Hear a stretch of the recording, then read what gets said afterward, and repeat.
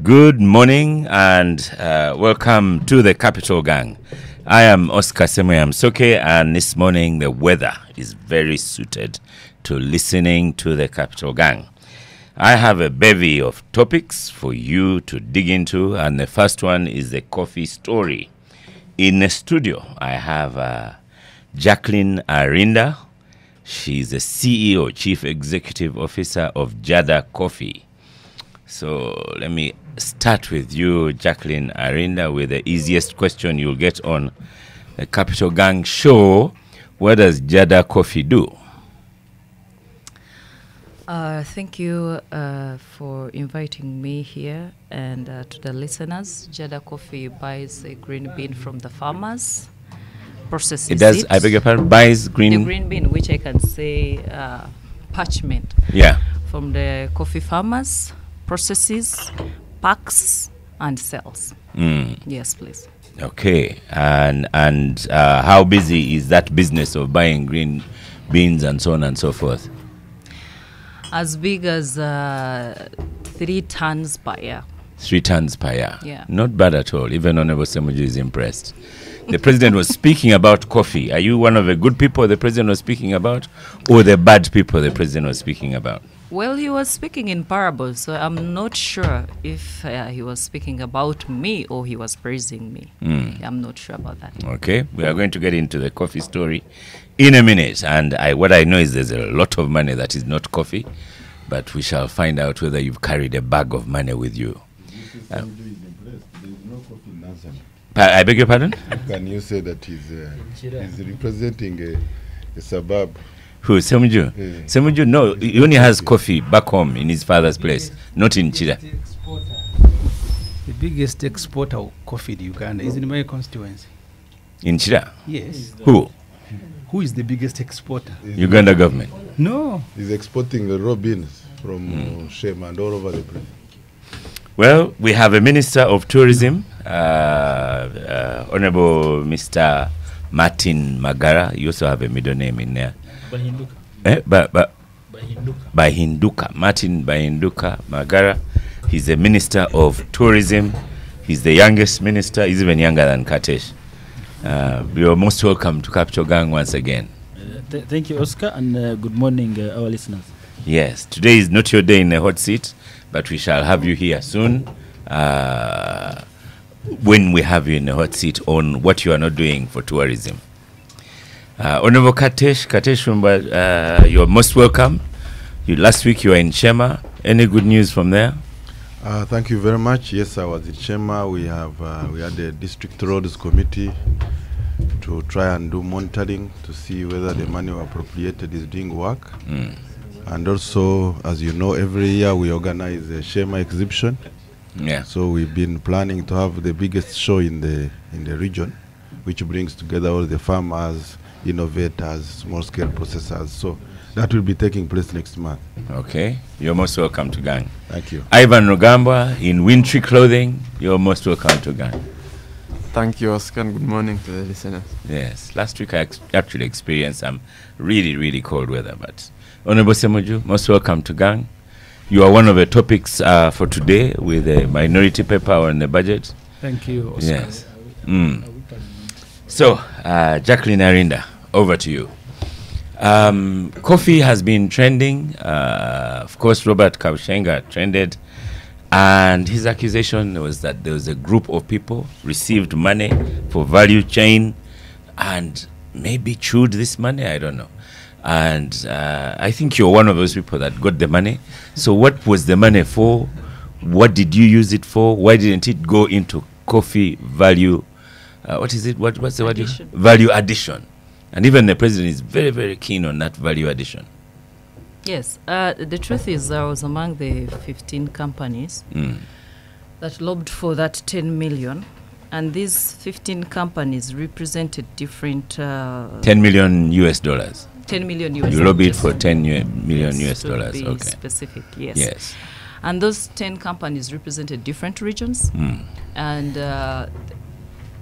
according to what we presented anyway, and what is there now, they are different. But here is what it was supposed to do. Now, coffee it's a very complicated kind of commodity, that it is not just like the banana, that once it is from the tree, you consume it. It has a lot Here of in the studio, we have processing Star stages. Cafe. I already have mine on the table. I can see. Yes. And I have here Jada coffee. Okay. So coffee goes through many processing stages and even ownership by the time it ends up on that table. And we will have another discussion on traceability, on the kind of coffee that ends in your cup. Is it from Hon Ssemujju's region or Hon Katesh? That's another debate for another day. So what happened was that at every value chain, there was a representative. In From the request for farmers, money. Yes, from the farmers to the processors to the, let's even say roasters, to even the baristas. They were all represented. Now, that money was supposed to help every person at every stage, because the risks involved at every stage, they are different. The risks for processors are not the risks for transporters, are not the risks for the banks or financial kind of actors in the sector. So at that level, we told the president that coffee, you need a financial muscle. No matter which stage you're on, whether as a farmer, whether as a processor, the financial muscle determines what you get out of it. Now, and I'll tell you something, and to the listeners, that a farmer like Kabshenga cannot be compared to a smallholder farmer who relies on natural fertile soils and a good climate. There is Kabshenga and Ian Clark who invest in irrigation, who invests in inputs, name it. Now, there is another farmer with his 5-7 trees or 1 acre and doesn't invest at all. So No, that's my mother. She Yes. invests in labor. but at the end of it all, at the end of She's it the all, rebel herself. She's part of a labor. at the end of the day, the coffee prices are But- determined by New yes. York and London. Jackie, I want us to go a little bit backwards because we've gone too far ahead. But Yes. Oscar, you Let's see, start with the you requested for money. No, Who no, did no. you request If money I don't from? give you that background, it will look like this money was just given to people. But you've finished that one. So we're now going back to the start. From whom did you request money? And what was it for? Well, we requested this money from the president. Why? And listen to me closely. Why, that is why background is important. I learned from the best teacher, the president. During the Pineti saga, and I must emphasize, it was me and Kabshenga that led this on Twitter, that made noise and made the country understand what was happening. Because the smallholder farmers, unlike Ssemujju and Honorable Katesh and Honorable Martin here, they are not here to speak for themselves. So at that point, we had to let the nation know. farmer, 1 acre. 1 acre. So when the noise was made, the government thought it Again, best. you've gone too far ahead. Oscar, So, can I help? yes. You see, No, when the noise was made, hold on. When the No, no, noise no. was made, You because are- you see, you are what ahead. she doesn't want to say, Yeah. at a level of parliament, this money was asked. Ruawogo is the one who asked Museveni to make this money available. In fact, he had wanted 100 billion, but they asked, eventually they were given 30. Seven. We made a lot of noise in parliament, but eventually, because it is Ruawogo and Museveni, the money went. I So think these we ones can are not agree. the ones who You asked have the the money. Old Testament and New Testament. You are Uh-huh. not the one who asked for the money. This money was asked by No, Ruawogo. but you have interrupted. This So- is a bigger story than you. Yes, for you, you're in the New Testament. In the Old Testament. These ones are just recipients. I'm not in the New Testament. But what happened in the So Old you Testament? requested for $10 million No, The to president- create financial Asked muscle. for 100 billion, Oscar, please. But that was 100. that was in the future. You first listen to her. You are talking at You are When talking- we made the noise, the Yeah. government called all the coffee stakeholders. And at that point, the president said, go back, So yes. talk to all the players, do a proposal, bring it back to me. And that's Right. what we did. And one of our groups, as you know, I don't know how that works, they usually meet different groups. At first, we were one whole group, and then it was divided into 3 groups. What happened to the 2? I don't know. Now, one of our group got the president's audience. And when it got to the president's audience, thank you, Honorable Ssemujju. When it got to the public president's must hear you. audience, we asked for the 10 million. 10 million. Here it is. what $10 it was. million. Yes, 10 million US. Why do you keep emphasizing? Because 10 million shillings. Yeah, Ivan has 10 million shillings. Okay, that is In his new 7.5 pickup. billion. Okay. Okay. It was supposed to help the farmers, processors, roasters, baristas, and exporters. So it was going to help the sector. To help the sector. Like I told you. Right. So what authority did you have to request to help the sector? For you, Jacqueline Arena. It is like you asking me and my pastor, who has access to God. Oh. Right. Now at that point I can't explain, but when we got to the president's audience and we tabled it, and we were given the money, listened to, but we went to different stakeholders. We went to MAIF, we went to UCD, and the money was released. Including cabinet itself. And the money was released. Yes, and they approved. Right. On that note, they approved, including the parliament itself. Okay. Yes. But now the noise came because you did not receive the money. Well, the noise didn't come because I didn't receive the money. The noise came when the first batch, there is the first batch that came out. Ivan, listen. And this was the 1 million USD. Yeah. Which was released to help us test the market. Right. In Serbia. Now, when that money was released, when we reached Serbia, there was no coffee. The hub was not a hub. Right. It was more like a cafe, as big as this room. It was a bar, not even a cafe. Actually, most cafes in Uganda even have bars. So it's hard to define a cafe in Uganda. But when we came back, we asked the committee. So your group, who is the we that went to Serbia to check out our hub? Well, out of 15 members, I think 9 went to Serbia. Right. Yes, because this was about also what you can do. We were supported. We expected to be supported. We sat down before we received 1 million. We said this will go to export of green bean. This will go to export of the finished product. This will do the hub and everything.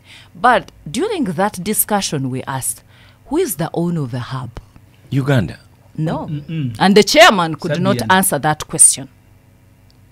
But when the money was released, the chairman said, before we even met, he said he had spent over 500,000 on a hub, which is not owned by the group. So we said, are you sure? Then he said, oh yeah, we had to. When we reached Serbia, we realized the hub was not for CICU, was not even for Uganda. There was no coffee. So when we came back, we said, if 1 million, because that was like a litmus paper, if 1 million could not do what it was supposed to do, most of us members, we asked, if that 1 million couldn't, then what makes us sure that the 10 will go to where it is supposed to be? And that is exactly what brought the noise. Because even when the 10 million was released, it went to almost one man's pocket. As you have seen, they have changed signatories. I've never seen a reshuffle like the one happening in CICU. Yes. So say again, what is CICU? Coffee Investment Consortium, Uganda, that received the 10 million. Right. So when the Serbia saga came in, the coffee was not exported, yet 1 million was spent, and the chairman was not willing to give accountability. So some of us stepped back. That is at the point, in fact. I want to follow. Who is the chairman? Who is the chairman of CIC? My producer can check on Google. Who is the chairman? Nelson Tugumi. Ah. So he's the chairman of CICU. Yes. Ah, okay. So at that point, most of us had to withdraw. My time now. You have given your time to Karen. If you can take it. Hon Ssemujju, I will address your fears. But at this point, I don't know if I can address all of them. So at that point, most of the members... I should tell you, Jackie, next Yes. week I'm having Robert Biarahanga, who is in that group. And is the treasurer. Yeah, But and all he of them is says to you are Biarahanga. purporting a narrative, and he'll be here to demolish. Bring him to death. No. I'll have him on his own. No, I had him. I had him. And actually, on that note, let me remind you, I was the chairperson finance committee. So me and Robert, really, we understand what happened when it comes to finances. But I'll make it short for you because I need to give you the genesis. Now, when Serbia, after Serbia, most of us members, yes, up to this day, I will tell you, the idea is perfect. The proposal is perfect once implemented. So at that point, most of us have companies, not briefcase business companies where you just go and you present a proposal and you claim you're a coffee player. So most of us had to step back and say, hold on, we cannot drag our companies. In this, we want accountability. We want a structure. You cannot be the chairman and you make decisions without consulting us. And then they claimed that there was a board. But this board doesn't exist. This board, we found out that it had only Nelson, the treasurer, and the secretary. So that is why if you see the release of that money and the beneficiaries, they were the signatories. So your group is asserting that this money was released by government of Uganda and it has not gone into coffee. That's what you're alleging. No, they are saying it has gone into coffee, but I like I explained to you, and I want you to follow. I said coffee, it's not just like banana from the farm. It goes to the plate and up to the end user. Coffee goes through so many processes, and I will give NRM that. NRM has been supporting farmers. They contribute seedlings. Even when you look at the policy development model, they look at so many players. They do not just give it to one farmer. So why is it that coffee, money was given to one person, and up to this day you're defending that in the Ntungamo hub will do the processing, will do the roasting, will do the farming, will do the marketing, will do the exporting, and you want all of us to bend under one shine? So that is where I disagree with the current one, that the money that was released is just has been given to one person. And even the other players that are claiming that they are working, why is it that in their report that they released back to STI, they claimed that there are 4 hubs, but they only defended in Ntungamo? Where are the other hubs? So the Ntungamo hub exists, as far as you know. Let It's me under ask construction. you, now, if Capital FM was given 10 million, would it claim this building is up because of that 10 million? If right now Capital FM was given that 10 million, Don't make us dream. would you would you use this to claim Don't that make us for, dream.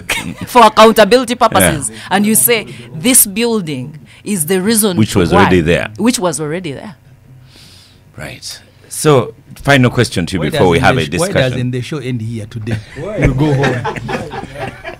No, in all fairness, we'll have the other group next week and they'll come in and defend themselves against Jackie's assertions. But my final question to you, Jackie Arende, is this a question of you've been spited, you are annoyed because you didn't get money and you are out there now screaming your head off just because people ate money on you, as we say in Uganda?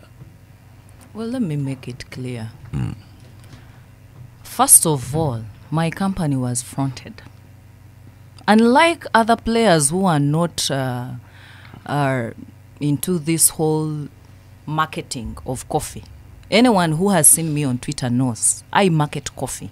I make sure that I play for the farmers that are not on Twitter. I make sure I come to Capital Gang for a farmer in Kapchora and Uganda. And that is why I'm here. I'm not making noise. I've been making this noise before. So just because it is not in their favor, it doesn't mean I'm going to stop. And number 2, that is their best defense. Let them not say I'm making noise. Let them look into the noise I'm making and say that's not a fact. Let them not say I'm bitter. Let them say, no, look here, Jackie, we have the hub there, which is here.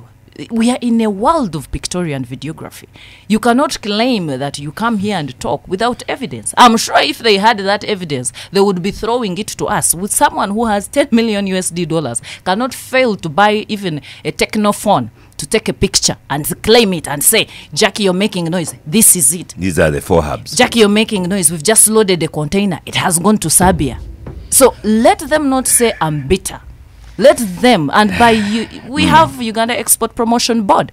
I want to see one of those companies in the list that we have among the top exporters. Let us see if we have any member of the beneficial of that money who has exported coffee. Let's talk by numbers here, not the Holy Spirit. Okay. Honorable Minister, Minister Martin Magara, you You approved this coffee. Yes, she's from Oshenya, I think. You approved. You approved. Cabinet approved the disbursement of $10 million, but you have not followed up. Where is the $10 million? No, thank you, Oscar. The good pronunciation of the name is Mugara. Mugara. No, not Magara. Not my friend Magara. Well, I've listened to my sister. But I think for us as cabinet and maybe parliament that Katesh might speak for is what was the purpose of this money. And I don't fault Rwabog as well, Pasaid, because now they are hub. I mean, yes, the people who are behind this, because they came through Pasaid as well, which I think is doing a good job, and we can have that discussion another day. No, but the discussion is today on coffee. Yeah. Yes. So you are saying the hub is there, and Jackie has said it isn't there. No. I'm saying Pasaid. Jack said it is there, but it was there. Pasaid also meant well. I'm sure where Pasaid is seated. What is Pasaid? Pasaid is the initiative led by Rwabogo. Yeah. So and this is the whole argument, Oscar and the listeners. Robbery. And I believe the vision was good. If you look, for instance, at the biggest coffee exporters globally today, in the top 3 there is a country like Germany, which does not grow any seed. There's a country like Switzerland among the top 5, France and the rest in the top 10. They don't grow any coffee, but because they are adding value, they are making more money than with the Ugandans and the Brazilians and the Venezuelans who are farming and producing this coffee. So this is the vision of the president, adding some value. No, Germany is adding. the biggest exporter of green bean. They don't earn money from value addition. Yes, so you can imagine, but they don't grow anything. On top of value addition, they still re-export what they've imported from Uganda. So this is the wisdom of, I want to say, the president and cabinet. That, come on, we need to add some value so we can make some money, now that you're growing the bean. But also, secondly, there was a big challenge. What she's talking about, one of the biggest challenges that most coffee traders face in the consortium, and one of the big reasons why they were fronting or requesting for support from government, was lack of capital to supply. Because what happens with coffee is that sometimes you will supply, and after supplying, you give the person you have supplied some time to pay you money. So you need some money in between so that you can be able to pay the farmer, but also stay in business as you wait for the supplier you supply to pay you. And this was one of the reasons that part of this $10 million can be lent to the people in the export business. So they keep the business running, but also being able to export coffee. So for me, I believe the idea is good, and the money went through the right government channels. It went through the Ministry of Science and Technology, and of course the accounting mechanisms. It has just been given to this consortium probably 3 months ago. Yes, Ssemujju, in September. And I know that, yes. Finished now, we need to send more. No. And Parliament as well approved this money. So I know the accountability mechanisms will be there. Yeah. Let's give these people a chance. You say they are coming next week to explain themselves. But for us as government, They should be in Ruzira, not coming to Capital Gang. we believe the idea was good. Actually, Let me even switch off your microphone, Ssemujju. They should be going to Uganda Road. Oscar, I have switched off his microphone. I wish you can protect me. Yes. And we believe that. They're just eating it like And we believe that actually the $10 million was not even enough. If it was going to right cause, even $50 million would be good for us to add value to coffee, but also bring in some more money for the country and for our farmers down there. But I can tell you, the cost of improving a country, of course the costs are there. All these countries that we talk about, the Singapores and the rest, have gone through these processes. The issue is, first of all, the group is full of Ugandans. There is no foreigner. I managed to meet some of them, even when they had discussions with the Serbians. I was in some of the meetings. These are Ugandans who come with these good ideas. It's unfortunate that maybe one could have abused it. But look at the others, like she's saying. They are still there. They have these good business ideas, and they can grow the coffee sector and bring in more revenue for our farmers. But have you been paying attention to the outcry that's saying that that money has not been used for the purposes it was released for? Yes, of course I have. And that's what I'm saying. For us as government, if you look at the NRM vision of maybe transforming this country into maybe a middle-income state and the rest, and encouraging the Ugandans to be innovative and grow this country as Ugandans, not only foreigners. This is one of the things that we have to do. And along the way, we'll encounter some people that may mismanage these resources, but it will not deter us from supporting Ugandans to take the mantle of transforming this country. And like I said, let's give the consortium a benefit of doubt. There will be accountability measures. I know Ssemujju will be in a committee in Parliament because he allowed this man and Katesh asking these people for accountability. Please, don't lie. I did not. We protested. We screamed. No, I am saying when the time is right, they will appear before you. But you authorized. You authorized. So the accountability. I did not.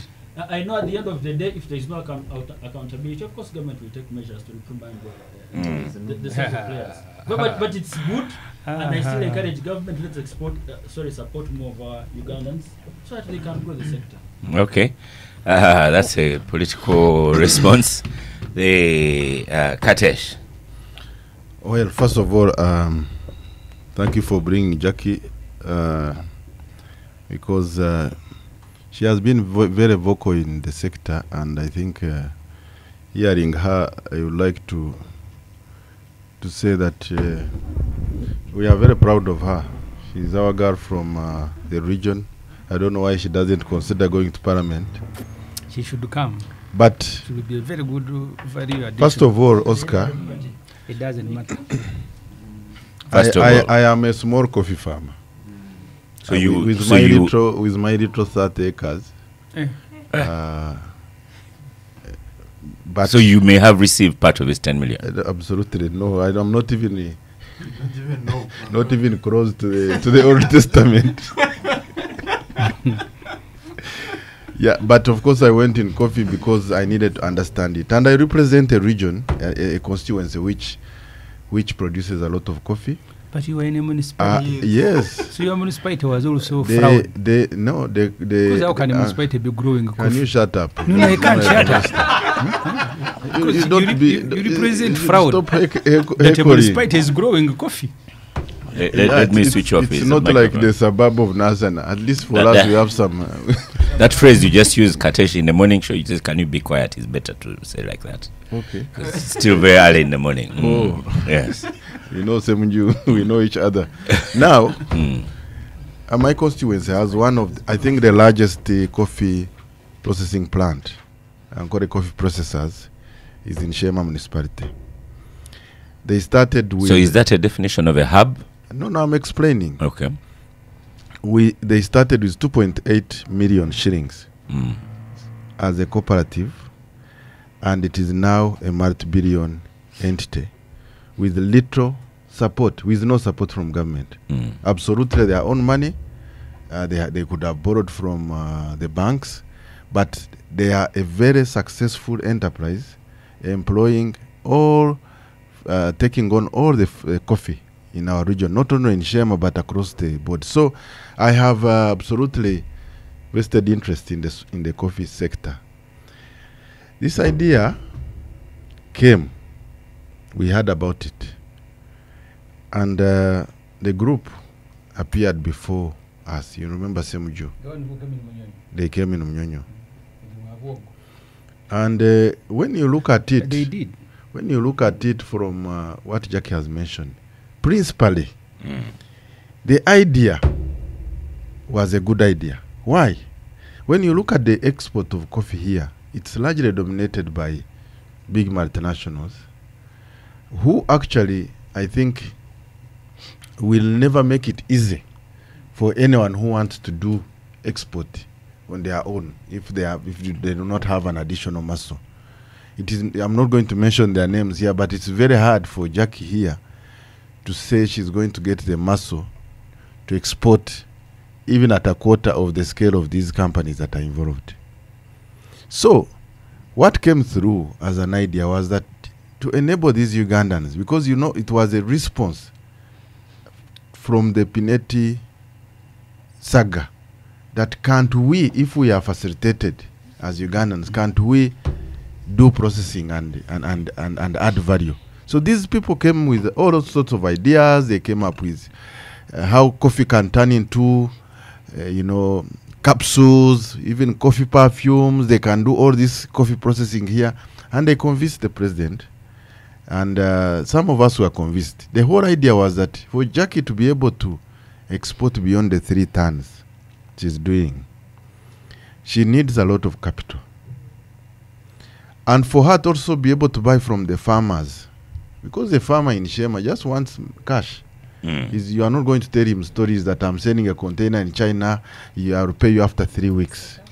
It's a cash crop. He wants, they are taking children to school for fees. They need money. Now, for you to have that capital, to buy, process, then export maybe 2 months later to China, then get a payment maybe after 3 more months, all that is capital. And you know the cost of doing business here in terms of access to bank loans. So the idea was, let them have what they call the Trade Frontier Fund. I don't know why terminologies keep changing.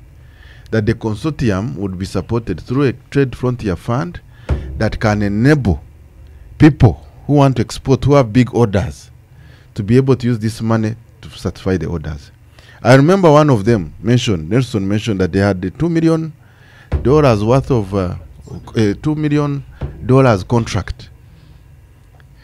I'll tell you, Oscar, myself, I have someone who asked me to send them coffee, to make an order of coffee. It's worth like 400 million.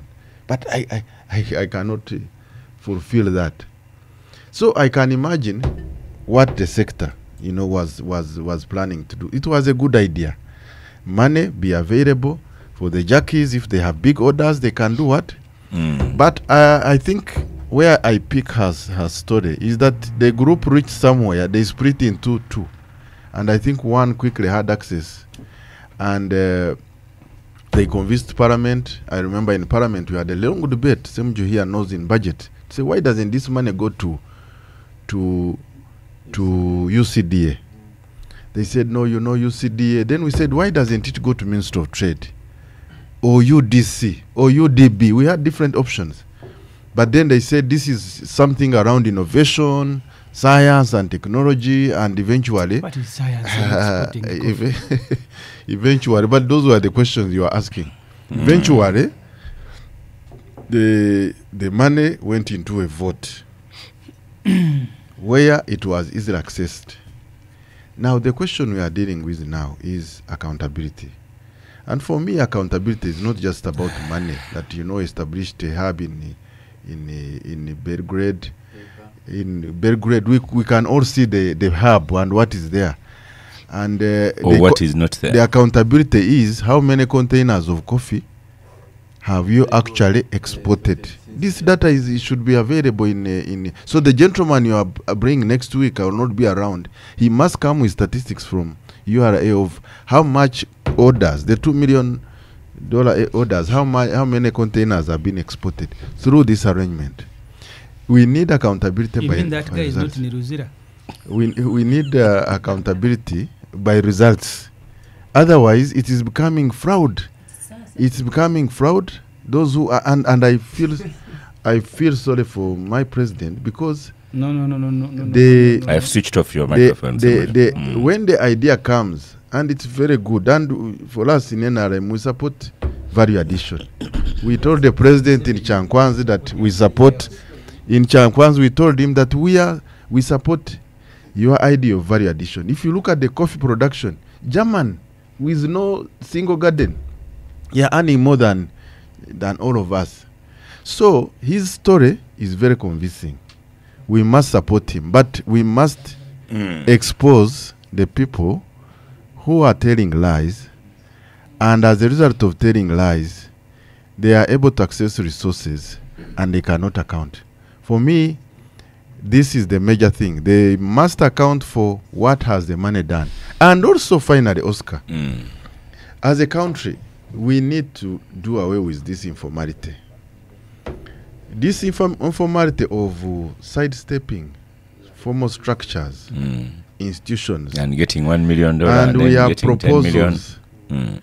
And we have entities that have no accountability, that are not audited by Auditor General, that do not appear before Parliament for scrutiny. This informality is going to kill the country. That you go up, you come up with something quickly, It is not under any sector minister who appears in parliament, whom we can ask questions, and then you have access to funds, and you cannot explain. Yeah. So for me, we are not shouting. If you go on a record of discussions in the budget committee, Ssemujju, we all demanded that these resources must be put under a sector that knows coffee. Most of us were not convinced that this should be under science and technology, because recently I saw the Honorable Minister Mseno writing a letter asking for accountability, and I'm asking myself, what does coffee have to do with science? If you are looking for science, there is UCDA. It is UCDA. So this informality is creating a problem. That's a good point you've made. Yes, and some of us cannot explain to the voters, because even when you speak these facts, you some of us get misunderstood. Okay. We support government. We are NRM, but we must do things right. So, Honorable Ssemujju, some people have seen, like Jacqueline here was at Agora CFR, Agora Spaces, but the way they addressed it, they said, to discuss the coffee scandal. So, whereas Minister here, Martin and Katesh, say it's a good idea and everything, and no one has contested the good idea, it seems the discussion is on where is that money. And at least Katesh points out, if we get accountability, say these are the containers leaving, Jackie says these are the hubs, then maybe we'll be in a better position. Let me give a background that I have given here before. Don't give a whole story. Mr. Museveni calls a meeting. They want to export coffee. They are going to start shops in Cairo, in China. I have forgotten the third country. That time, under institution, for your information, Kateshuma, Coffee Development Authority, the meeting, 7 chairs it, they approve money.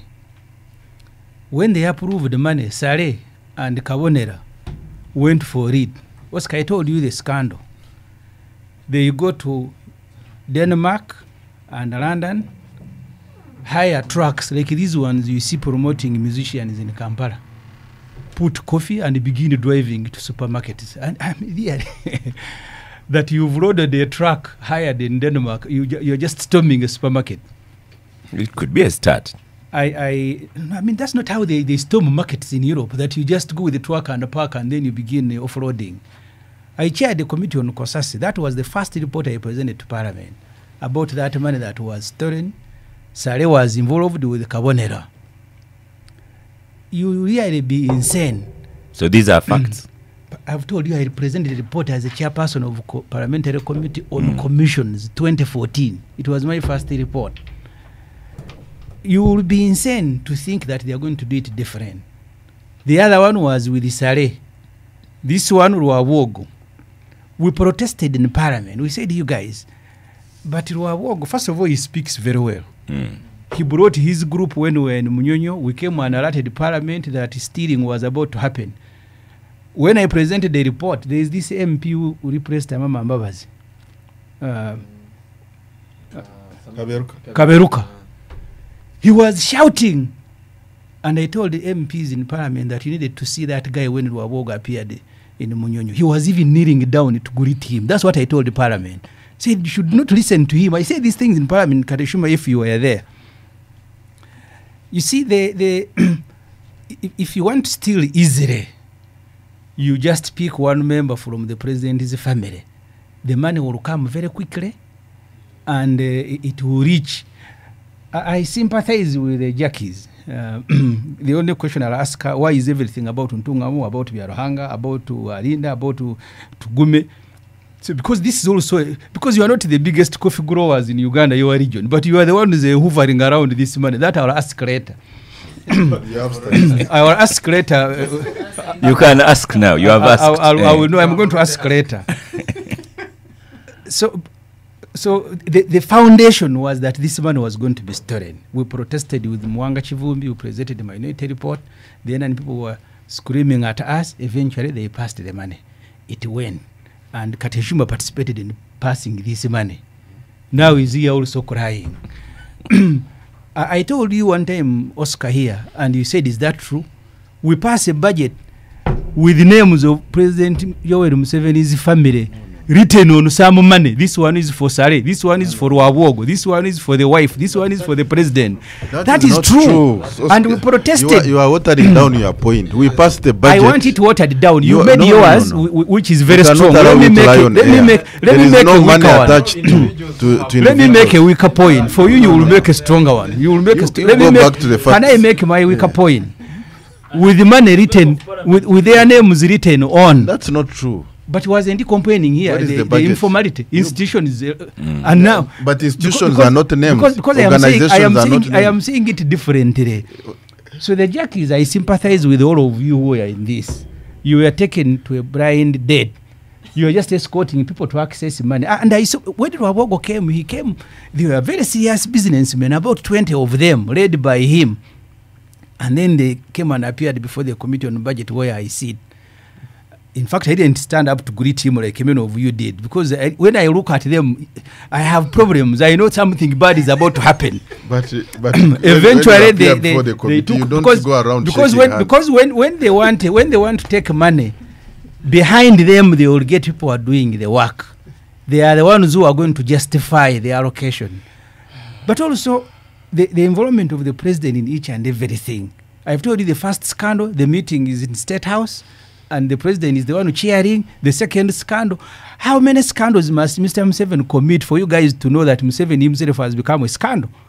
That a head of state, every smaller meeting must be by him and members of his family. So Oscar, and Kateshuma made a very good point. Yeah, I'm just thinking of the phone calls I'm going to receive. Phone calls starting about what? This afternoon and Monday morning. Phone calls about what? About all these allegations of Ssemujju. They are not allegations. I am telling you what you went through. Pardon? In fact, the honorable Mwanga Chivumbi was even screaming harder. He said, "You see, they are, in the budget they are putting 37 billion, but they are asking for 100. Now we wait in a supplementary. They will come back and say, you gave us only little. Now we need so much." When they went to Denmark, including eventually they established some cash shop in China and another one in Cairo, which was closed every day. Even the head of state was involved, that Mr. Museveni is going to Serbia, and he gave speeches, 2 of them, saying now, we have now discovered the market. Now it is in Serbia. And the market they had discovered was a bar. That's where they were taking photographs from. But so you want to exonerate the head of state, he works with bad people. That's where the problem starts from. And then it just moved to where because you see, Kateshuma tells you there is a group that started with 2.5 million in Bushenyi. They are now a multi-billion company. What you must do if you are sane, just make the money available either in a banking financial institution for people to access. But this money that you rolled in sacks and begin giving people, I am not surprised that by the time the jackies reached Serbia, already half of it had been eaten. Because how can money, state money, taxpayers' money, begin moving in sacks? Because if this money had been put, say, in UDB like what they recommended, and there are documents, there are procedures to go and access it, it will not end the way it has ended. But deliberately, the president puts it there for his family members to access, and then people are here screaming. What did you think that will happen to that money that has not happened to other area initiatives? When that science and technology, the president said a whole ministry of science and technology will be housed in the State House. He said, but this is your home with your wife. You can't put there a ministry.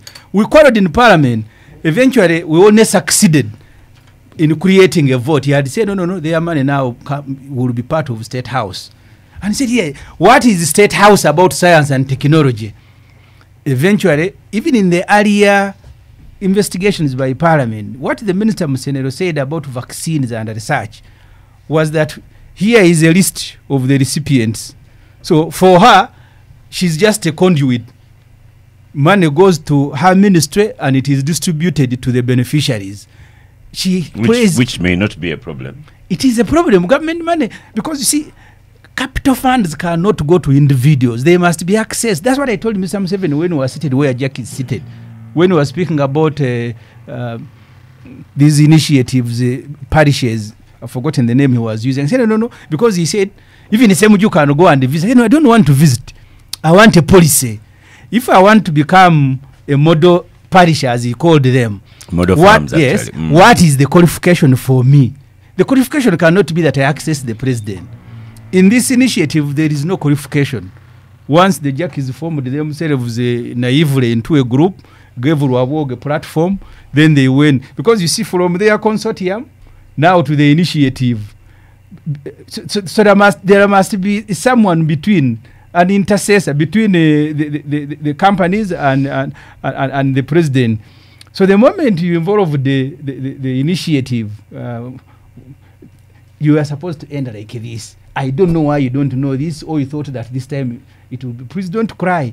This is how NRM things are done. You want to access money, you pick a family member, you load him with the papers the moment, because you will not enter State House every day. They are the ones who are entering there, then they will return with the bags, pick 70% of it and then throw something. Maybe your time hasn't. The last release, they will throw something at you. You wanted to comment, Martin, and to dispute before Ivan comes on? Yes, maybe just to dispute. And I think we are used to Ssemujju. Okay. But Oscar, no, I protest. Money never went through your ministry. Yes. So what role do you have to do with this money? You are not part of State House. You are not part of science and technology. I am even surprised that you are here to speak about this. What do you know about it? No. But you are the Minister for Trade. The money never went through you. It went through Musenero up to Ruabo, then down it. Now Ssemujju is speaking as who now? But are you a coffee I am farmer? speaking as a budget committee. We are protesting but about this money. Honorable Ssemujju, Yes. I invited Martin here on gang as an NRM member. So Yes. it's not to do with his ministry. It's just like Kateshi. So he has no correction to make. No. Therefore, you give him his turn to speak. But No. Oscar, Let him make the correction. This is a talk show. So everybody Let him has not a right. pretend that I am making a correction. No, perhaps he has Because eaten- in the chain of eating this money, it's not appearing anywhere. No. But Ssemujju, you cannot say that what you say cannot be responded don't to. want to say you are becoming a dictator. But Honorable Ssemujju, let him tell you. You can Yes. when you speak, people cannot is a respond or dictator. clarify something. This is a- they want to Yes. clarify. Martin, you're on No, This is a microphone. dictator in making Yeah. now.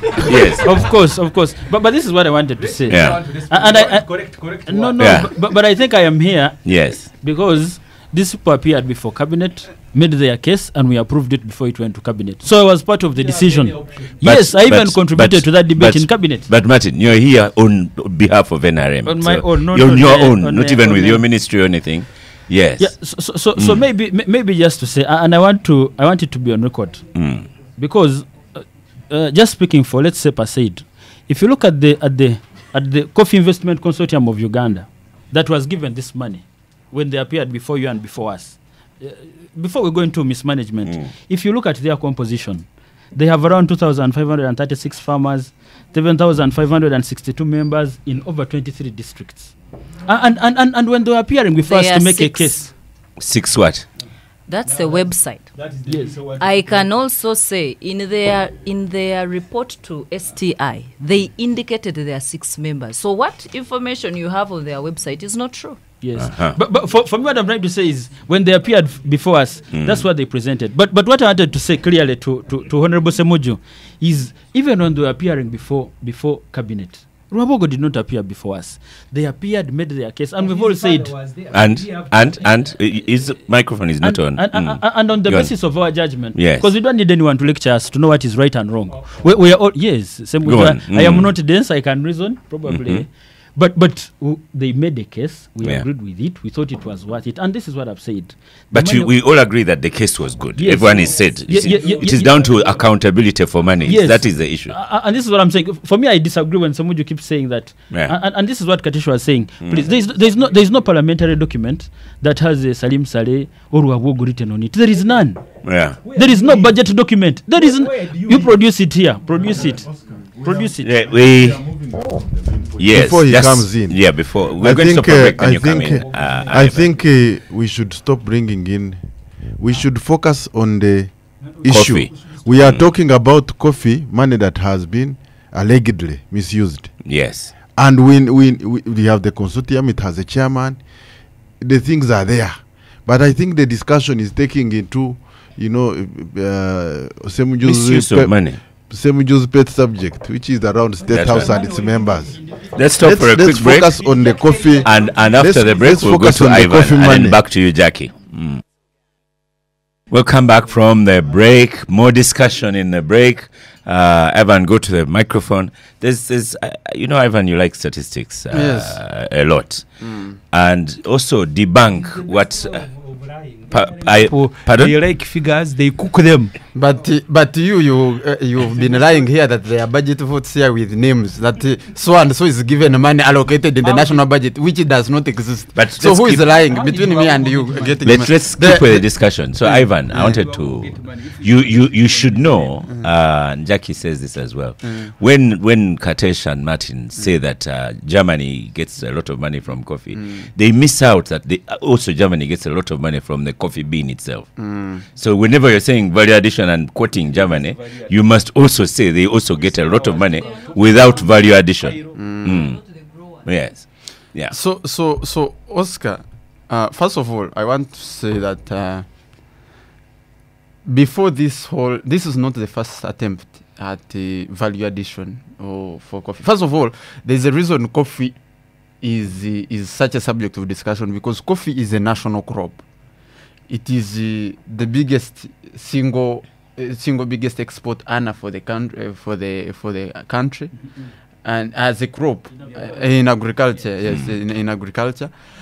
So in terms of the reach and impact, in terms of reach and impact, or having a ripple effect across the country, it is the biggest crop, which also fits into the president's urge for getting more people out of subsistence production into the money economy. So this whole conversation about value addition is part of is a conversation in that direction. Say if coffee is the crop grown by most Ugandans as a single crop, if we can get more people to add value and get into the money chain, then that will help government's effort to raise more people into the money economy, go away from subsistence production, and improve household incomes. That is the strategic vision behind the obsession with value addition on coffee. But Oscar, this is not the first time attempts at this are being made, specifically on coffee. I'm sure you have heard of a man called Andrew Gasira. And how he started Good African, yes, on his own, Good African Coffee. And the struggle, in fact, he wrote a book about this, and it is available publicly, A Good African Story. Exactly. So that book details the struggles, his individual struggles as a coffee man, as a marketeer, to get Ugandan coffee on supermarket shelves in Europe.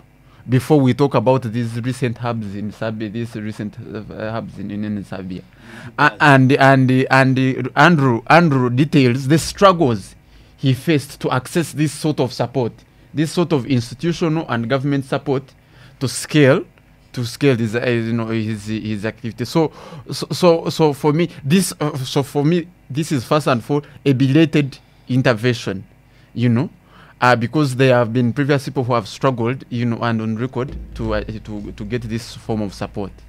But secondly, if you decide it is, you may be belated, but when you come to the issue, well and good. But the question is, how do you get to now to undertake this intervention?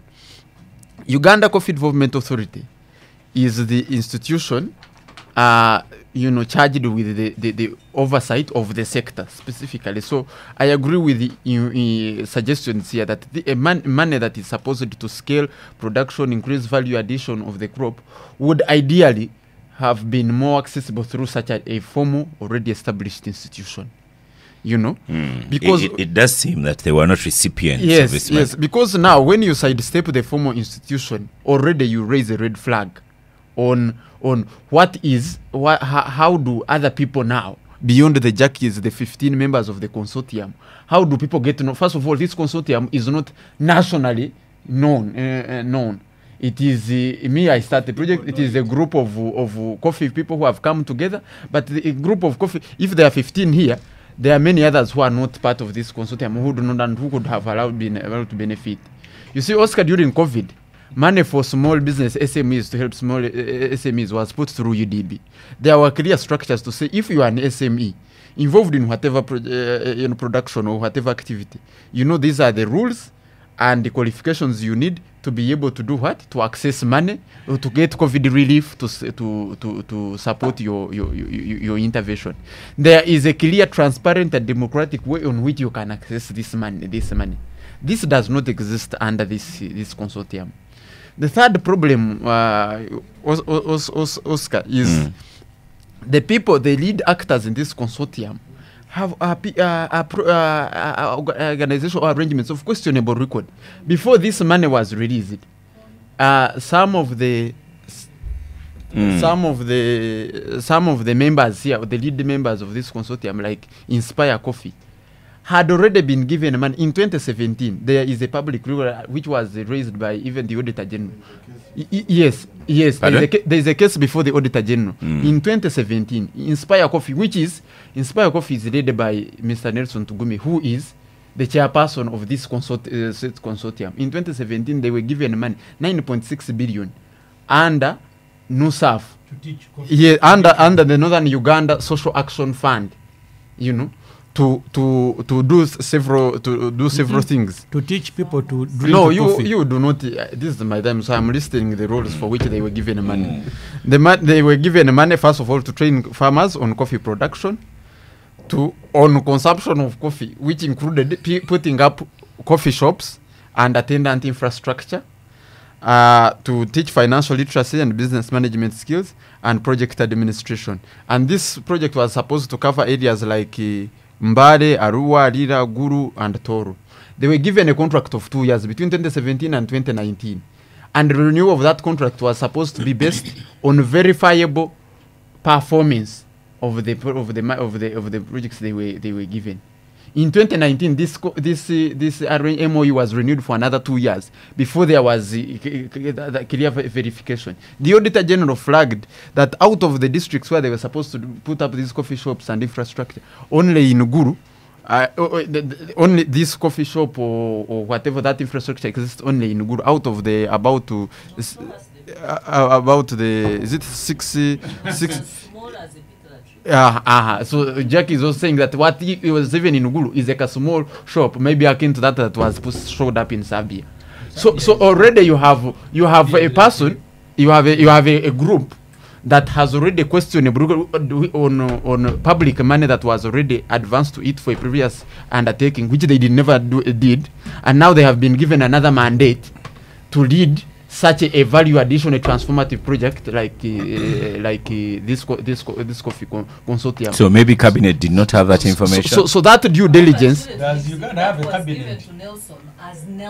Yes, but what I am saying, but you see, Nelson is the chairperson of this consortium. Yeah. Inspire Coffee, and there are other two companies that yes, but what I'm saying, Inspire Coffee is also part of this of this consortium, and he is the chairman of the consortium. So what I am saying is there is a train. If you are giving such a transformative idea, surely there should be due diligence to say the people and the organizations that are championing this should be people of reasonable repute. Without this public scandal, you see. So already there is no confidence for the public to say that these people have capacity to implement or execute this sort of a project. And this is where the criticism of the president and the system emerges from. That look, it does not matter how well intended or how well intentioned your programs are. If you are not able to put them in the hands of people of verifiable reputation, or of credible individuals and institutions, then they will suffer the same fate, because underperformance or dysfunction, previous underperformance, should be a red flag or should be a signal that you are not able to access other public funds when the previous money has not been accounted for. This Inspire Coffee group for under NUSAF gave the excuse of COVID. They were not able to implement all these that were given, for which they were allocated 9.6 billion. Because of before COVID. But there was the MOU said the MOU stated that renewal of that contract would be subject to performance. After 2 years without any record performance, that contract was renewed. Now they are leading a consortium that has already also been given $10 million. So how do you give confidence to the coffee farmers and to the public? How do you assuage the anger and frustration of the of the public? So the president needs to be told that the people actually that it does not matter how well intended the programs are. The people championing these initiatives no longer do not give any confidence or do not have any record. Give him your time. Or do not have any record of performance performance on that front. Oscar, when the president was opening that commissioning a factory in Ntungamo, that one of Nelson, in his speech, in the speech of Nelson, he actually attacked the Honorable Mwinempaka, saying that these people, these MPs who are just uselessly sabotaging. And I think this is where we get misunderstood as members of parliament, because pointing out trying to give a direction of something. The trade committee actually raised issues even before they came to our committee. And when I heard the speech of Nelson saying, these MPs who are useless, they should stop. They are frustrating government. Now, what do you say if the same committee has to now do the investigation? Isn't that what the president said in his speech this week? But at that particular function in Tungamo, the gentleman you're talking about is the one who attacked Parliament and before the president. And this is very to appreciate what kind of value addition some of these committees of Parliament add on this process. So over to you, Jacqueline Arinda. You've listened patiently, taken some notes. This story just grows and grows. You started with $1 million. Now then the $10 million. Now we know of a 9.7 billion as well. And now to that consortium where the head is there. Like I told you, Robert Biarhang will be here next week maybe to give better accountability and respond to your assertions. When you say better accountability, you mean better than? Well, to give accountability actually. Okay. Sure. So to begin with, I think it is important that I clear my brother here that 9.6 billion was given to Nelson Tugume. To his company, Inspire Coffee. Yeah. Not the consortium. Thank you. That's what he said. Yes. But what just for listeners. No, but you've missed. He said that the Inspire got the contract. Yes. But Inspire is part of the consortium. Yes. Yeah. Now, I won't go into details because me, I'm a businesswoman, so it's up to the politicians and the listeners to play a role. Now, in Banyankole, they say, akana katajenda kate kangunyina tekaji.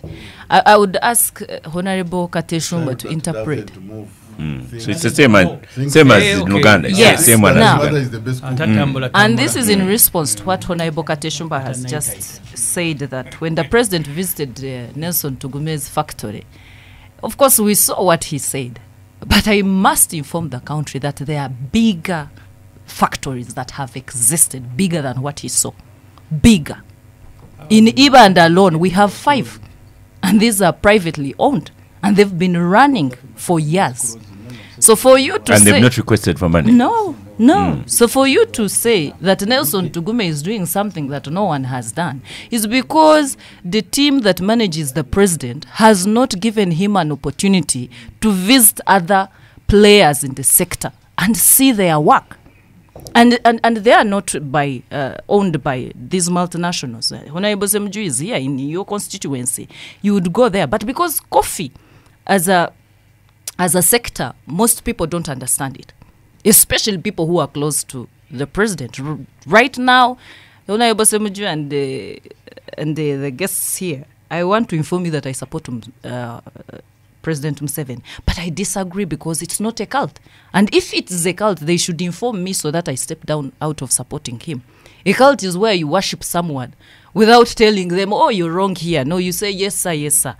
But I will give you one example. Uganda is struggling. Yeah? Now, before I come to what Uganda is struggling with, is that the top producers of coffee, okay, out of all the coffee that is produced in the whole world, all producing countries export 70%. All of them. They export it as a green bean. So it is not different. And this debate we are having here, it's an international debate. Even Brazil complains. Even other producing countries, they complain. They want to add value. But unless someone understands that coffee is also a cartel, because it is a globally most traded commodity. It is like oil and gold. If you want to get a certificate for oil and gold, you will understand the issues. Now, the reason why producing countries, they worship you is because that's your competitive advantage. So your competitive advantage as Uganda is not just to say you're going to add value and then you get money. Even Brazil exports green bean equally. But how about you support the smallholder farmers, 1.7 smallholder farmers, 1.7 million smallholder farmers. Support them. Make them understand that apart from producing 2 kilograms per tree, you can produce 5 kgs. So that instead of 6 million, we export 20 million bags. You will equally earn well because that is your competitive advantage.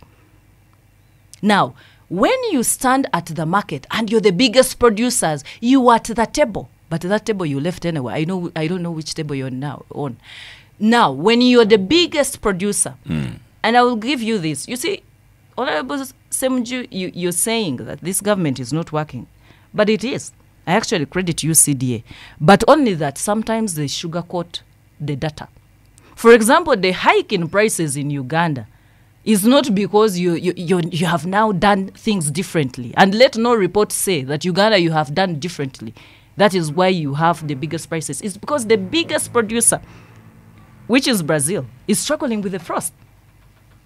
So as soon as their capacity goes back up, the prices will go down because it is the biggest player. Now, when you're the biggest player, if Uganda took like the third, and which we can, because now we have these 1 acre, 2 acres, they are the ones producing, and they're not even concentrating on it. It's because you're doing things for, and then all of a sudden they work out for you. So, if we are the biggest export of green bean, I can assure you that when you get to the table and you say we are going to export 10% of our coffee, value added, whether in a roasted or something, now you will earn very well. But now come to Uganda, which is struggling, okay? And this, I'm not hitting NRM, but just listen to this. You're struggling to sell milk to your neighbors.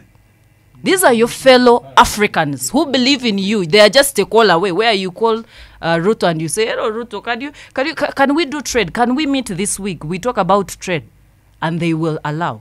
You're talking about, when it comes to economies of scale, you're talking about countries that will beat you at marketing, countries that will beat you at policy. You promote bubu every day. You are like, oh, we will increase taxes on products that are incoming. What makes you think they will not increase taxes on coffee that is coming from Uganda? But wasn't this money supposed to do that? Improve marketing? Improve those things you're talking about? I'm coming to the policy level. Okay. In a country where every day you preach bubu, what makes you think Italy is not preaching bubu? They don't want to promote their exporters. And for your own information, Italy is the #1 importer of Ugandan coffee. Let me also remind you, Italy and Germany are the leading exporters of green bean. Meaning they get your green bean. They are trading. Yeah, they are trading. Now, they add value and export. Now, if you're coming to their market, I'm sure they also have policies where if any product is coming to their country, they will increase taxes to favor their own people. So what are you saying, Jackie? What I'm trying to tell you is that you do not have a chance. I'm talking about a competitive advantage here. You do not have a chance to survive out there. When it comes to health issues, they will say, oh, you know, your coffee, I think it is not grown in better areas. It might even increase cancer. But when they brought Penetti to give us that chance, you chased her away. What is Penetti going to do? This is not about Penetti. Yeah, she was giving the chance. She was giving you the market and so on. Let me she has bring done it with down. Ruboa. Let me bring it down. Coffee changes ownership at every stage. And it goes about, I think, even 15. Now, I'm coming to a point. Now, let me put it to cars. When I buy your car at 10 million, you say, oh, you know, Jackie, I need only 10 million from my car. Okay? And I give you 10 million. If I sell it to Honorable Martin at 40 million, that is the argument you're making as Ugandans. That for you, your coffee is being sold at a better price than what you... But you asked for $2.1.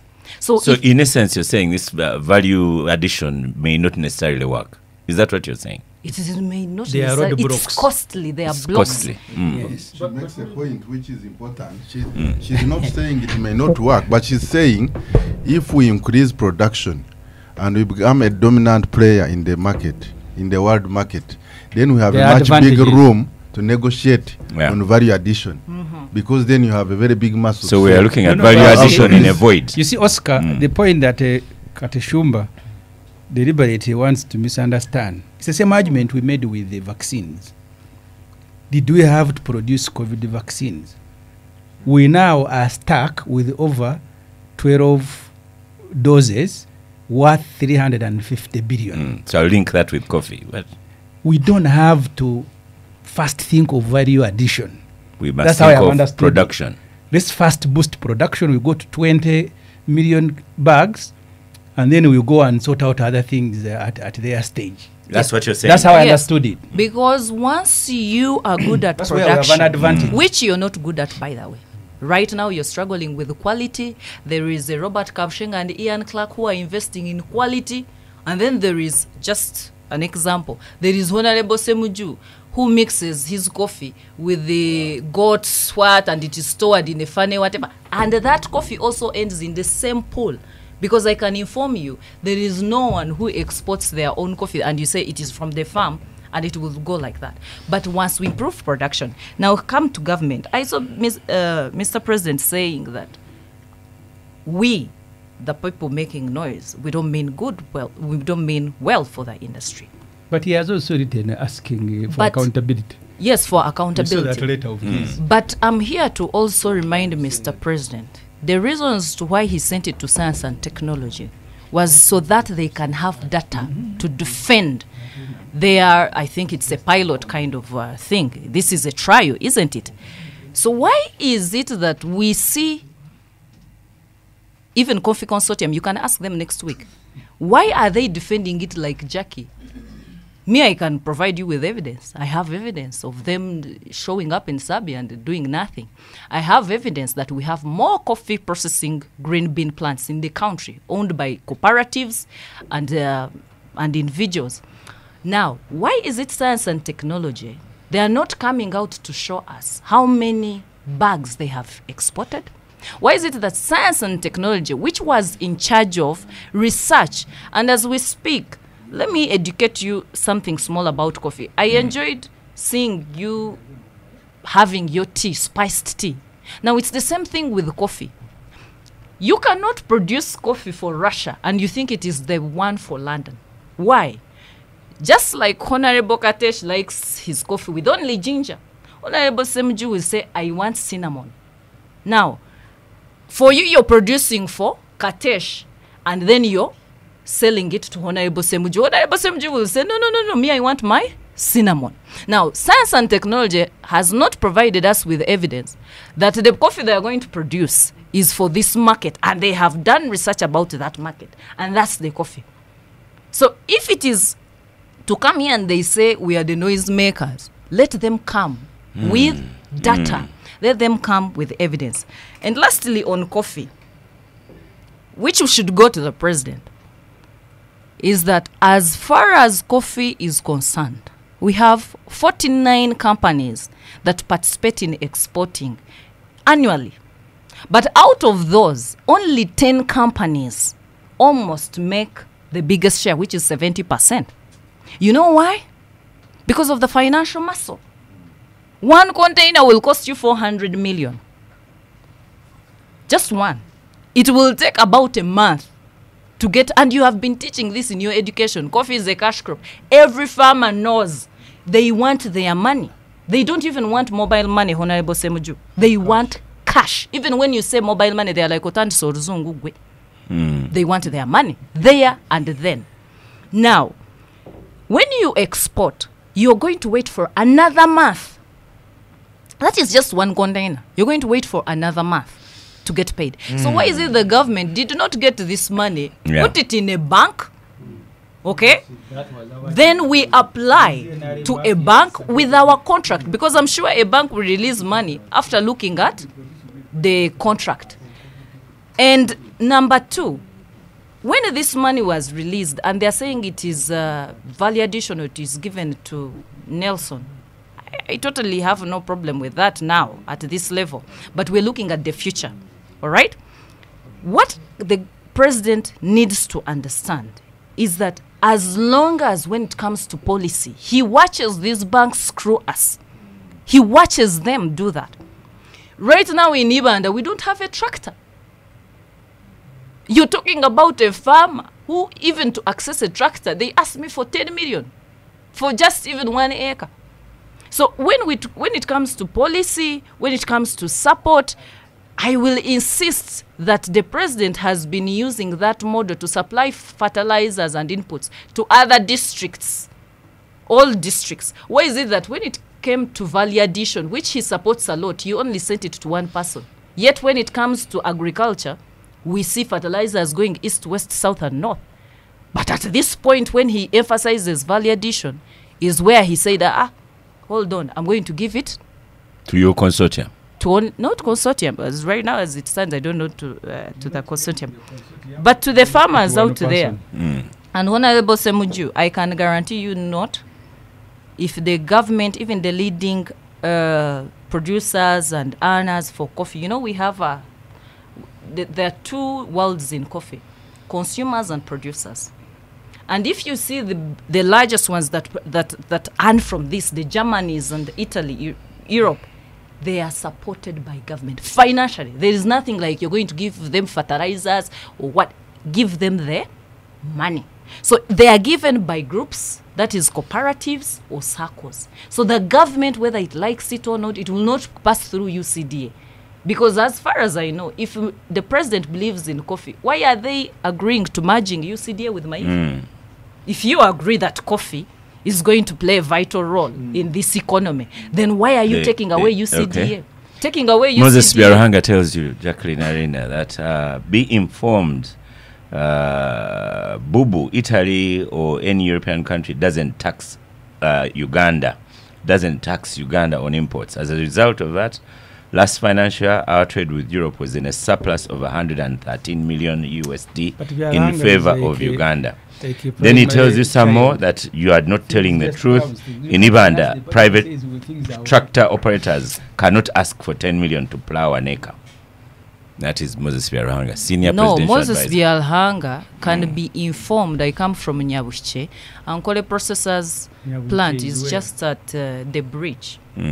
My grandfather, you let him be informed. We are even my grandfather was the NRM chairman, I don't know for how many years, and was replaced by my uncle, who is now called Winston Rutehen. He's just arguing against let me the 10 million. I'm totally informed on what I'm talking about. And I asked for this structure during December when I was in my village. I was asked for 10 million. And this is where I think Honorable Katesh mentioned it, that when it comes to implementation, the tractors are there, but they are ring fenced. And when you go there, people play around and they want to earn from them. Number two, talking about that they don't tax our coffee. Which product have they exported there in terms of coffee? We are talking about non-tariff barriers. And this is not science. He was at URA, he knows the non-tariff barriers that can hit any product. Rugasira himself, he can tell you. That is what they tell you, but get there.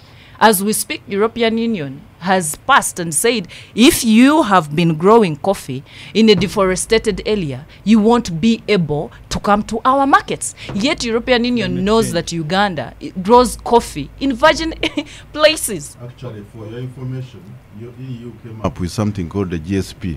The GSP, Generalized Preference Rules, targeting mainly developing countries. And they have listed crops that fall under coffee, cocoa, and under those rules that they bring in things of human rights, due diligence, due diligence, things of child labor.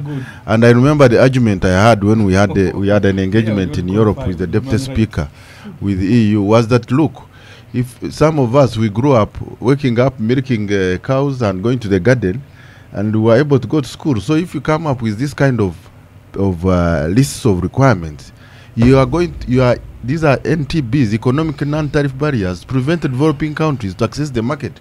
So her point is that it is, you cannot take these countries for granted, because when they feel they are threatened, they are players, they are local players. Once they feel they are losing value, they are likely to advocate for policies that can actually curtail your exports. But for now, yes, for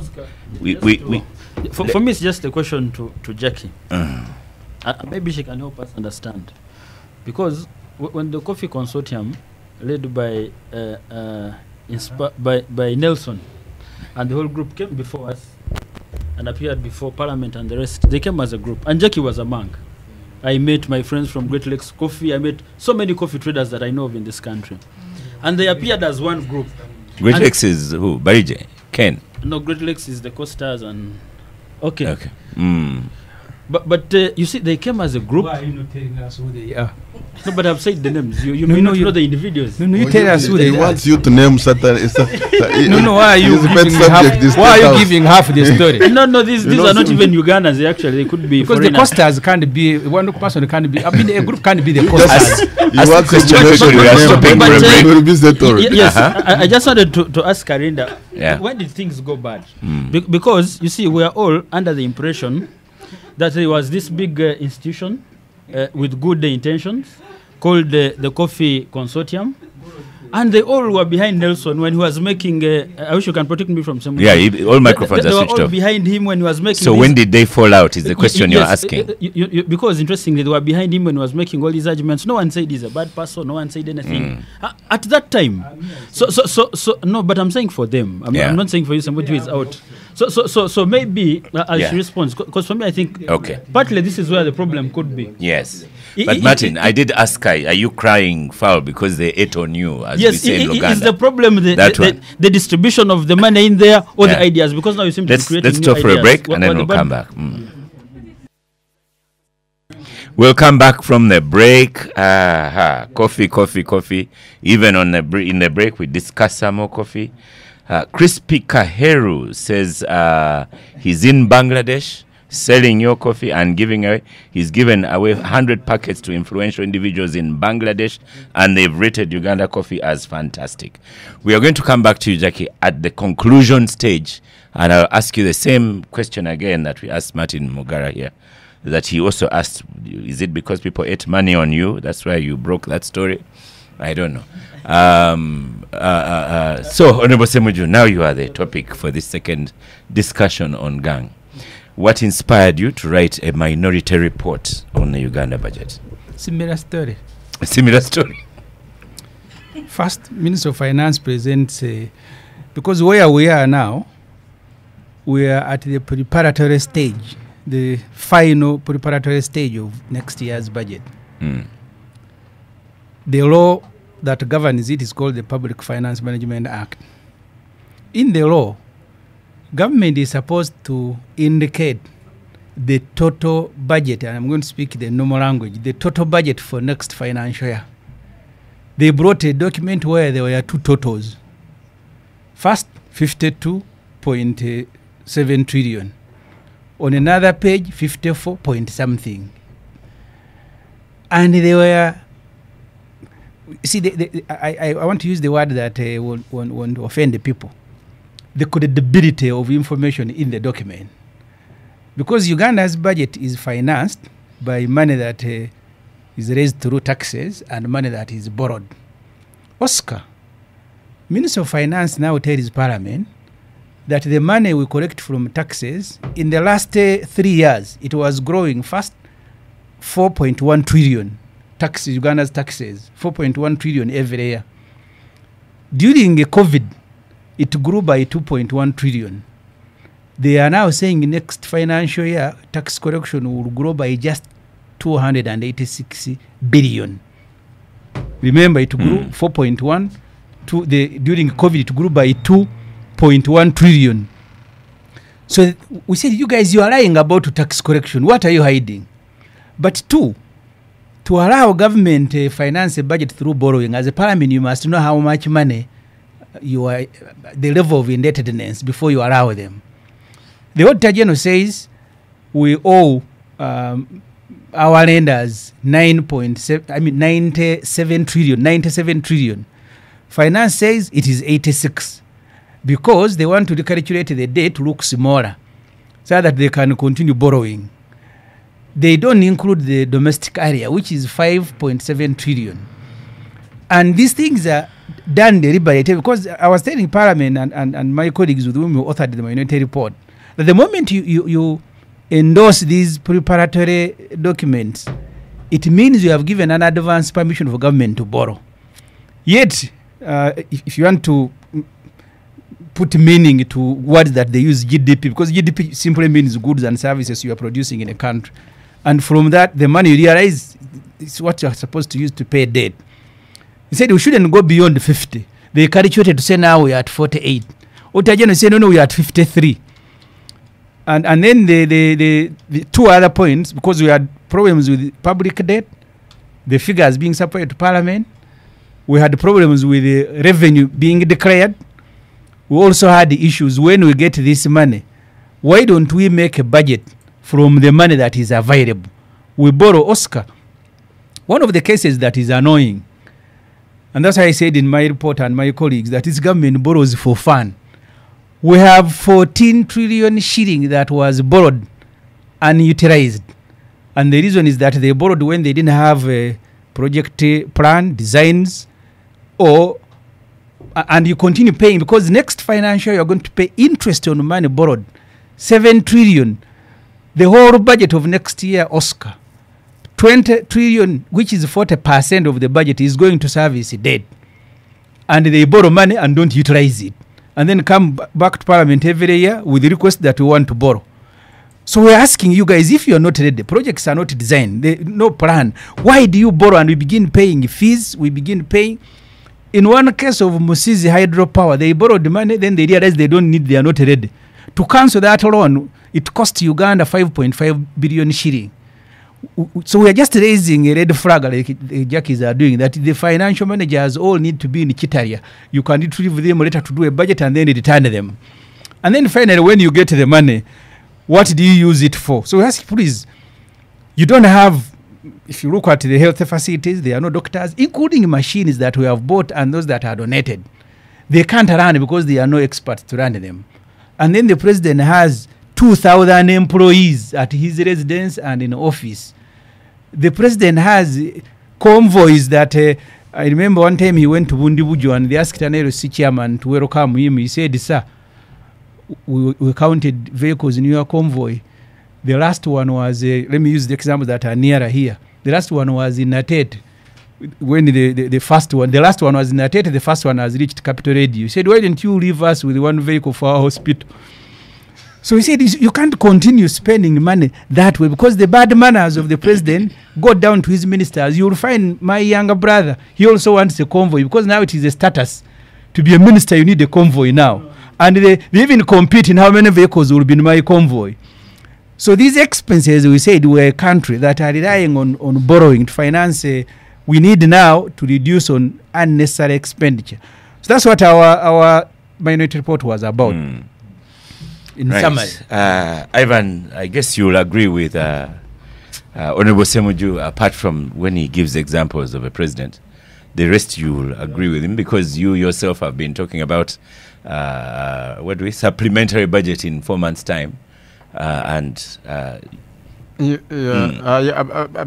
mean, I have raised this same matter before here on one of the major things, and this is the interesting thing about our country, is that some of these things are not just said by Ssemujju. There are some of them are also said by officially sanctioned government reports and the planning processes. From those reports. They are not our own investigation. Exactly. So, for example, the National Development Plan, the third National Development Plan, which assesses, which is the contributory plans towards Vision 2040, have raised some of these things. They've talked about the cluster performance of or execution of strategic government projects. You see, many of these projects, for example, I think over the last 10 years, most of the borrowing has been towards infrastructure development and all. But if you read the National Development Plan 3, for example, it shows that like over 70% of government of planned government project, like at the end of National Development Plan 2, out of, I think, the 17 projects, core projects that were planned, only 2 had been completed on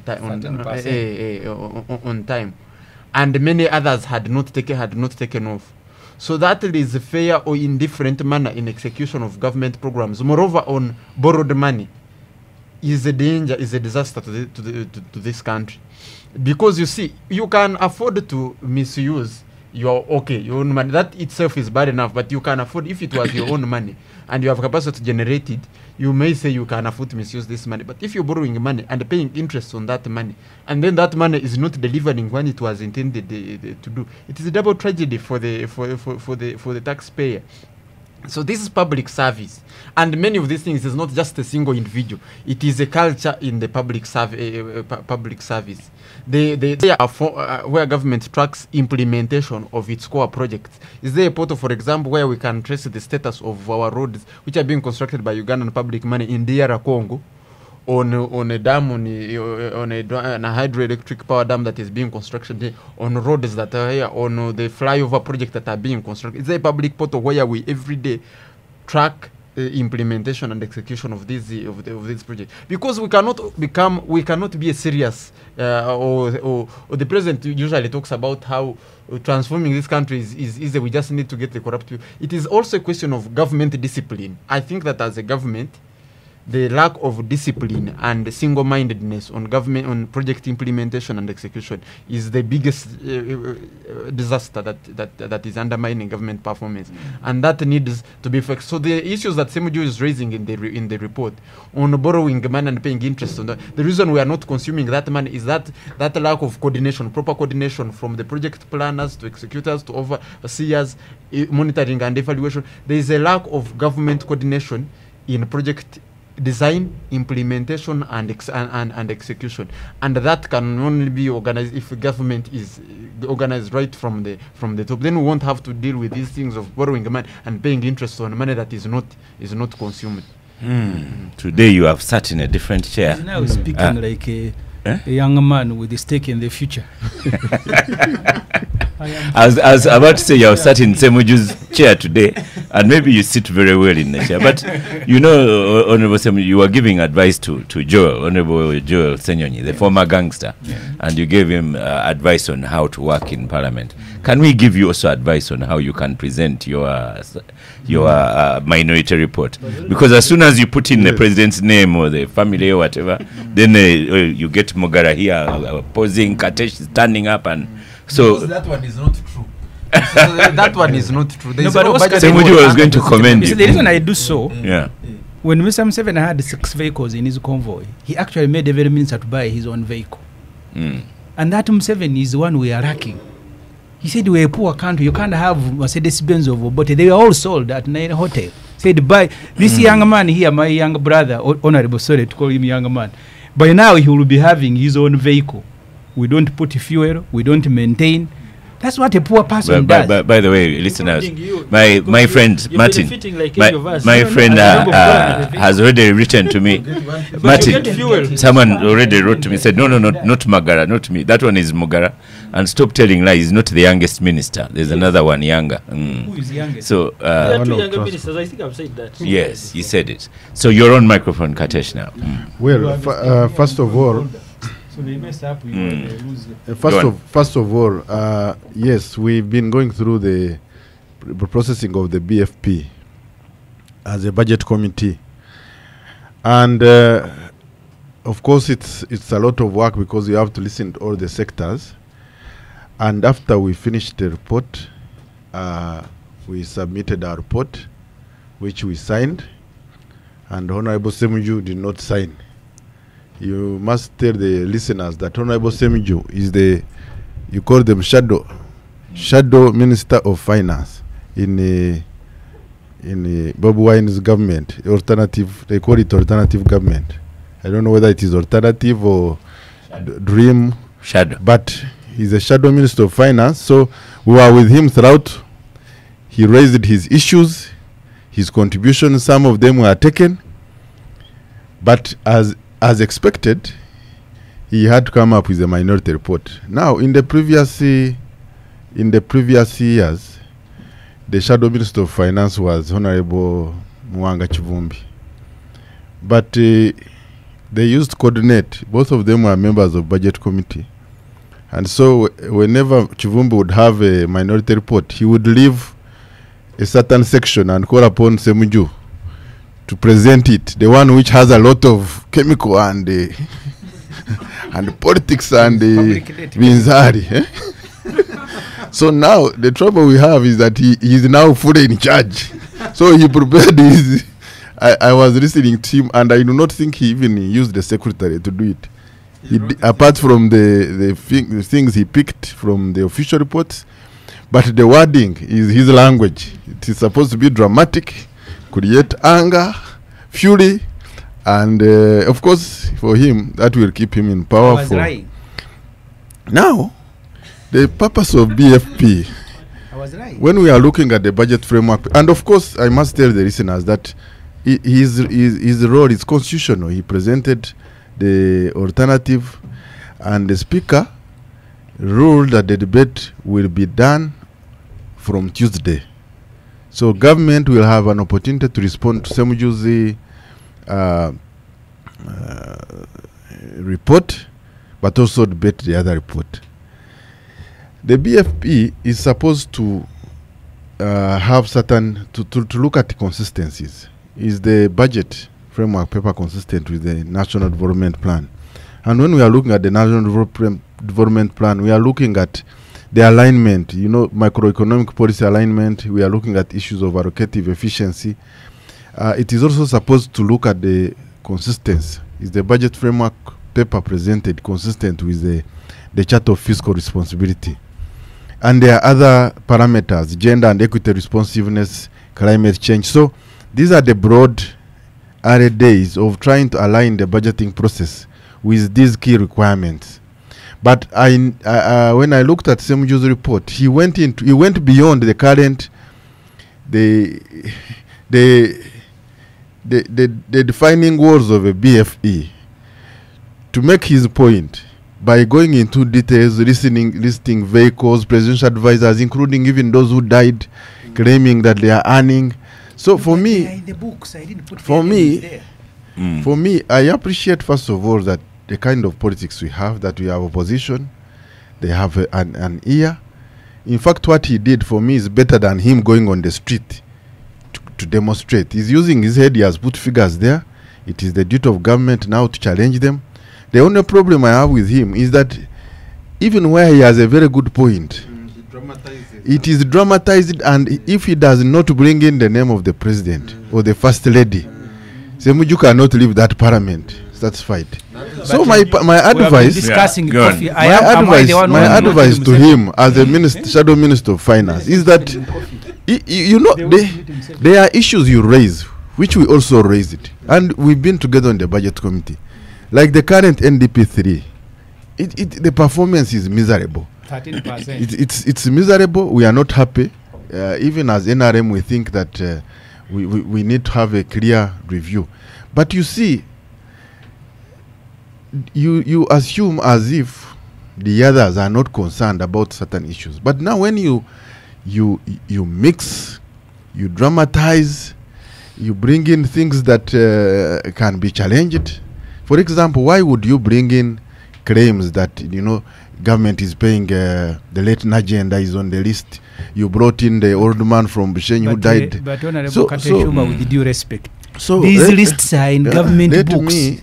How we would are I talking have known? of a BFP. How would I have known? No, Ssemujju, we are talking of budget framework paper for the financial year 2024, 2025. 5 years. So did you? No. Did you look into the BFP to assert that all these people who died are part of the budget for the next financial year? You are watering down your point. And for me, if I was in your shoes, you would be trying to build consensus so that your report is beyond the 3 signatures. I think now you are on the 2. I don't know how many signed. When they eat the money like the one you of should coffee, be able to convince. you will come here like Jackie and complain. You should be able to convince us. You should be able to convince to increase on your signatures. But now, if you have your signature and then you have the other lady has left now from the committee. But finally, yes, Oscar, we are it is running still out early of time. stages. I think that some of the issues he raises, if I was in government, we would look at some of the points he raises. Those that are good and realistic, they get into incorporated in the ministerial policy statement. Martin. They can be accommodated, but not the dramatized versions. Thank you, Oscar. I had it's on your microphone on. Okay, I had the chance to look at Ssemujju's report, and indeed, of course, it's not unique of Ssemujju. It was expected of him, and he makes some good allegations. Really, for instance, mismanagement of loans, failure to plan, and these are arguments we've had in cabinet. These arguments that the president has put, he has raised these concerns. Because of the way technical people actually even go and negotiate loans before they are discussed by the political leadership. And I think this has come to a stop. He has said you cannot discuss a loan before it's passed by budget. You cannot go to any country or any lending agency and start this discussion. So it has been an issue we've had as government, and it's an issue being resolved. But of course, and indeed, for me, I don't think that debt is really bad. Because if you look at the biggest economies, for instance, I think China's debt to GDP ratio is around 280%. Yes. If you look at if you look at Japan, for instance, the debt to GDP ratio is around 255%. I know that the country that has the lowest debt to GDP ratio in East Africa, which is DRC actually, is the one with the least developed infrastructure. So that is good, really, if we can utilize it and develop the infrastructure of this country. But I think where Ssemujju now has a few issues in his report that he raised, for instance, when he says that and he has made these allegations over a period of time, that the president has over 2,000 employees in his compound. He has I don't know how many vehicles. And in his report, he goes to break down the number of positions. I think he talks about vehicles owned by even the RDCs. He talks about vehicles owned by the presidential advisors. He talks about, and if you looked at the president's office, for instance, if you look at all the industrial hubs, they're under the presidential vote. They're around 19 in number. If you look at the state lodges beyond State House and Nakasero, they're around 23. They all have... and you can justify that. What I'm trying to dispute... Yeah. So you can what I'm trying to dispute is when Ssemujju says that directly under the use of the president, he has over thousands of vehicles, which is not factual. He has a few, but he has so many employees, including presidential advisors, including RDCs, that benefit from the same, including fuel, facilitation, drivers, and maintenance of the vehicles. So it's not directly under him. And that's why I was saying, if you look at industrial hubs, if you look at the Presidential Banana Initiative, he has a number of them.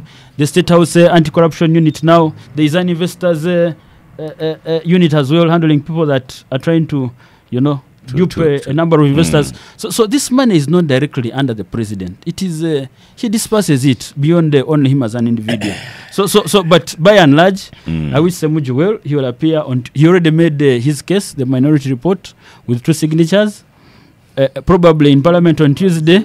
Probably because the right place to make this case is really Parliament. If he can convince, well and good. But I don't see it happening.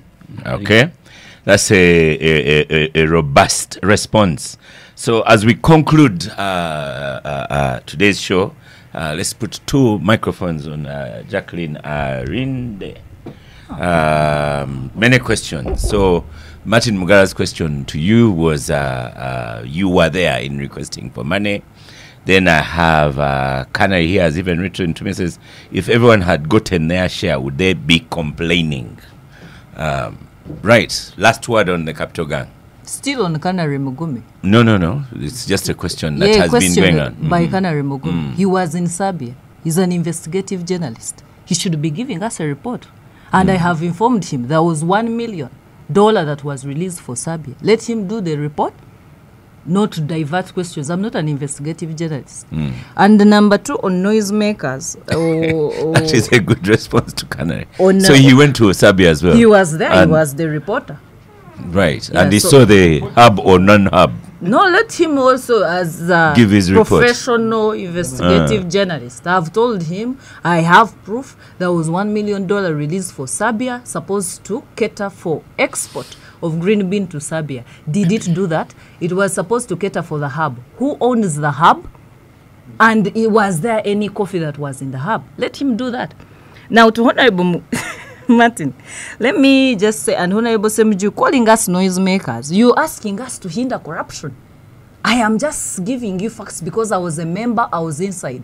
If a person who was inside cannot give you information, facts, who will you get it from? So the reason why I am here and termed as a noisemaker, or because I didn't get the share, it's because I'm giving you the facts.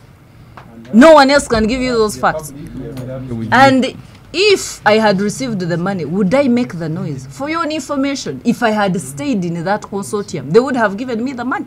But I chose to step down before that money that was released. I even had to engage the stakeholders that were involved to inform them that with this information, ask them what is their implementation cake. Then you make noise. But this is my conclusion. One is that if this government or the president, now to the president, who has a command, and Honorable Ssemujju and the other honorable members who have a command and can control consumption of coffee in Uganda, have failed to kick out exported coffee from their offices, but are here convincing us that in countries where they have absolutely no control, they are going to market their value-added coffee. Honorable Ssemujju, in your parliament, I've been there, you drink imported coffee. But if you have powers... This is the only place we take indigenous coffee. Yes, Star Coffee. I am very impressed. Now, you can imagine these honorables who are also making a noise. They drink imported coffee. But at the same time, they are blaming us, the Jada coffees. You are not buying our coffee. And on that same...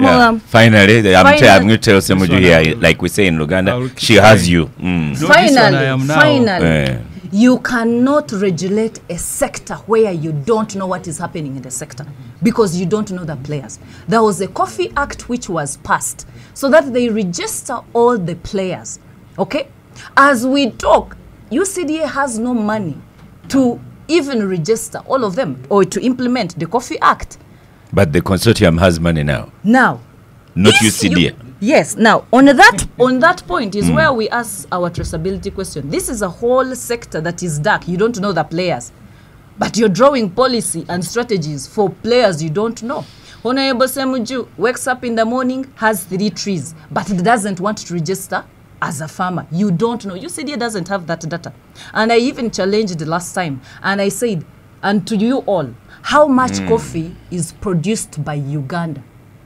If science and technology can show us that data, it is not anywhere. All they show you is the coffee that is exported. Are you trying to say every coffee we produce is exported? So thank you. Jacqueline Rinde, Chief Executive Officer of Jada Coffee, for fascinating comments. Next week we are going to have Robert Biaruhanga of a consortium. I think he has been listening in, and I know you've had a face-off with him.